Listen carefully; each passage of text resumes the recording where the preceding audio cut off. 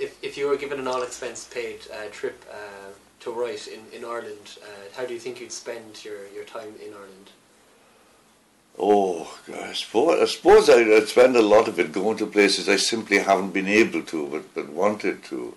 And of course, I'd do the sort of whole nostalgic rerun. I'd just go through the whole dope deals again, I suppose.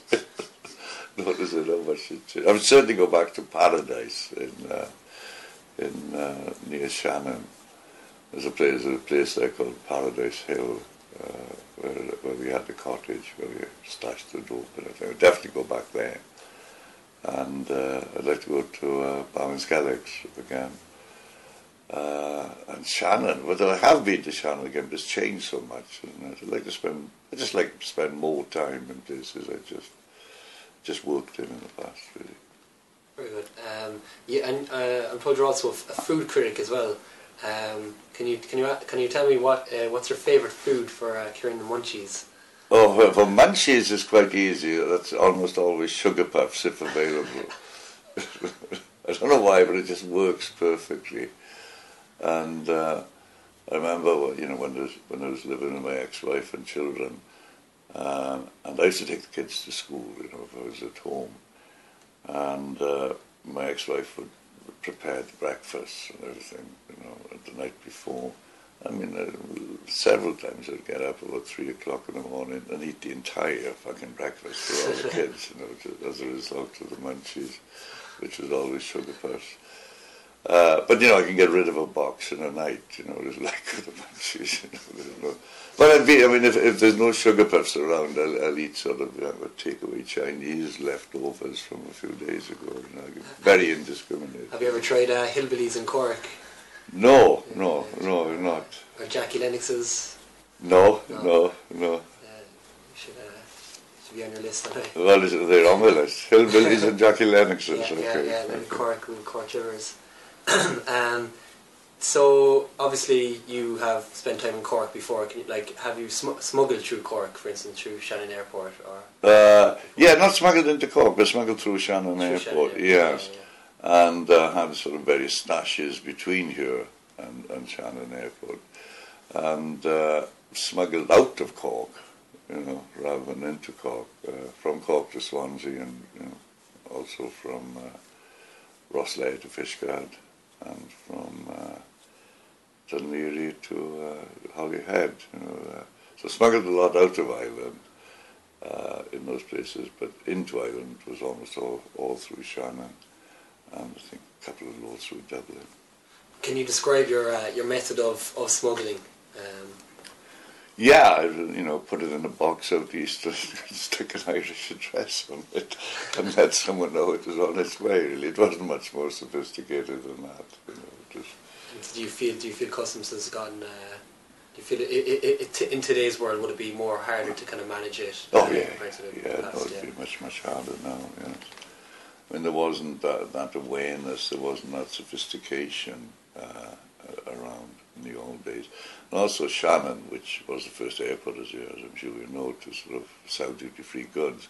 And they also had an estate there, a duty-free estate, where components and the like would be air freighted into Shannon. They'd be worked on by assembly, by people assembling sort of various finished products.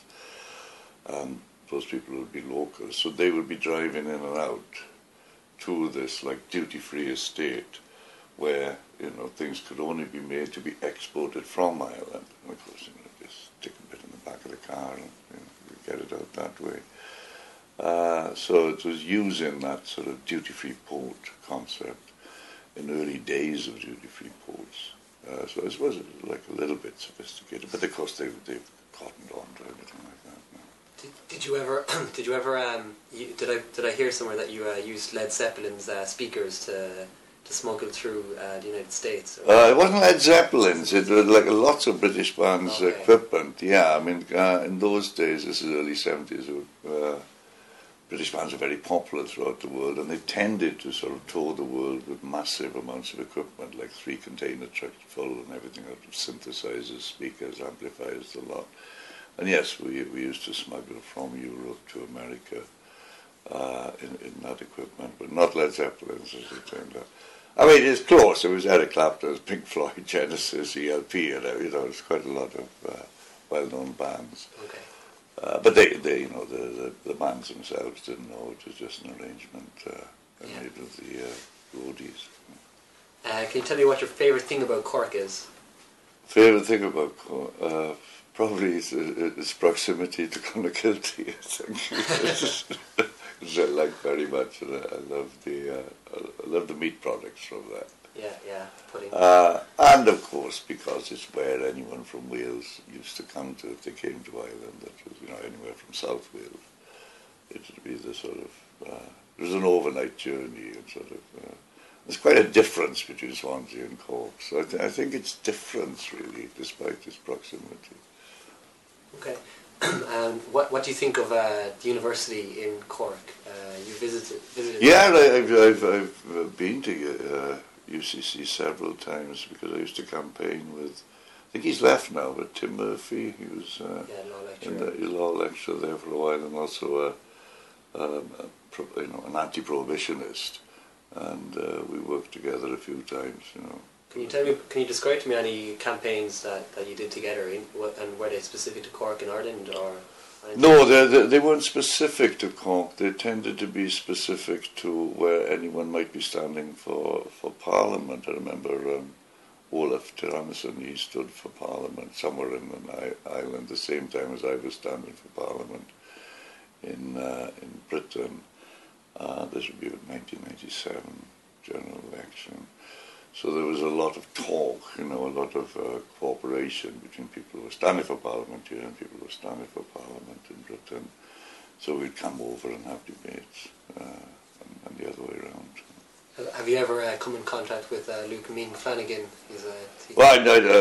Yes, I mean, not recently, but, Ming the Merciless is a legendary figure over here, of course, yeah. But he's doing it properly. I mean, he went in to be a sort of TD, not just in a single issue thing, but he looks after all sorts of other things, doesn't he? Like, the turf cutting and education and everything like that. So he's a responsible, representative, unlike I was. If you could smoke with one Irish celebrity, who would it be? If I could smoke with one Irish celebrity, I suppose Bob Geldof to get him back on track.